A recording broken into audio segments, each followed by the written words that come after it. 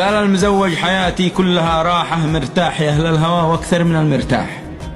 أفطر على تمر وأتعشى بتفاحة، ما يرحمل العزب ذي ما معه تفاح. تفاحة الله غيره من الواحة، الحب له والعسل ابن الوزير بحاح. لو اشتحت واقتل فارس على الساحة، ما سلبوها العسل من داخل الأجباح.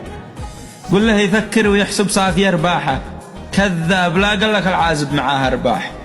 أغنى عزب ذي تغرب داخل الباحة، ضيع سنينه مع طيره وطيره راح. ما تسمع لا رقد إلا يقول آحة، كنه محمل على ظهره 3 ألواح. الهم والغم والأجراح تجتاحه، وذاس لي يوم قال 2000 مرة آح. واخبر دليل السفير ذي زادت أجراحه، بيمكن الوقت كله كالطمشتش طاح. يمشي كما الطير ذي مكسوسها جناحه، وانا وخليه بنلوي مثل ما السواح. زرنا الدول كلها بعطور فواحة، وانت ما تعرف الغيظة ولا صرواح.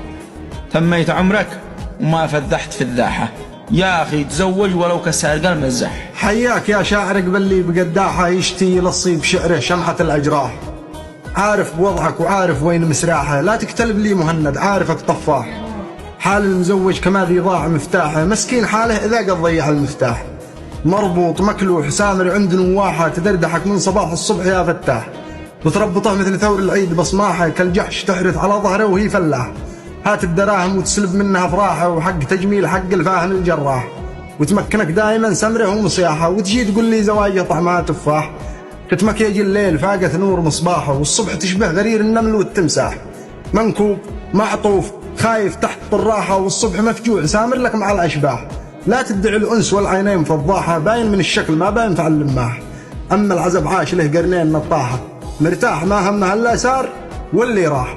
شوف العزب مفتهم في قمة الراحة، عايش حياته كما التجار والسواح. يروح ولا يجي والنفس مرتاحة، ما همها أحد ولا السفرة ولا المرواح. والوضع خارب وحالك يصعب إصلاحه، واللي يخرب الزواجة ما لهم صلاح، واللي يخرب الزواجة ما لهم صلاح.